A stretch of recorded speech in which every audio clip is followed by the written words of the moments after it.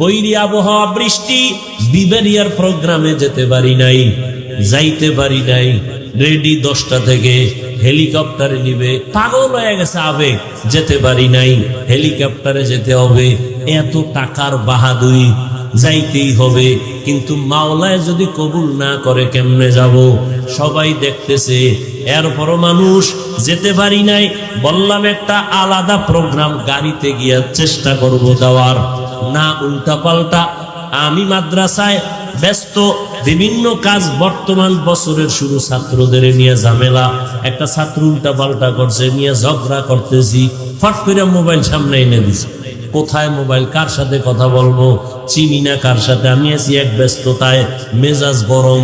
ওদিকে বৃহস্পতিবার আমি রোজা রাখি, রোজা অবস্থায় ছাত্র উল্টা পাল্টা ধমকাইতেছি, এর মধ্যে মোবাইল কোথায় ধরছে, মাইকে না কোথায় তাও জানি না। আমার দরকার আছে, এত বড় একজন আল্লাহর বান্দা, কি জানি নাম, বিবারিয়ার একজন খুব বুজুর্গ মানুষ, জীবনে কারোর সাথে বেয়াদবি করলাম না, আর তুমি মনে করো চিনি না, জানি না, বুঝলাম না, ফট করে মাইকে দিয়া দিলা।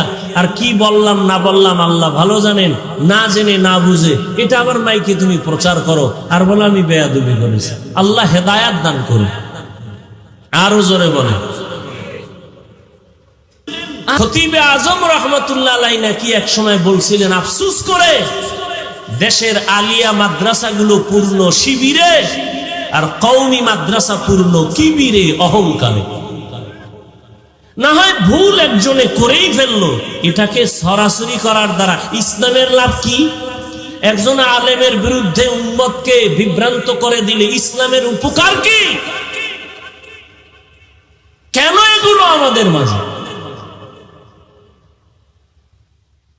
বুঝেও না, পাইসিয়ার দিয়ে দিছে। খুশি কি? ওই রাতের ঘুম তার আরামে হবে, একজনকে বেইজ্জতি করতে পারল। আল্লাহ হেদায়াত দান করুন, আল্লাহ হেদায়াত দান করুন, আল্লাহ আমাকে হেদায়াত দান করুন। আমার এলেম নাই, আমল নাই, চলি আল্লাহওয়ালাদের নেক নজর, মা বাবার দোয়া। আমি বেয়াদবি করবো কেন?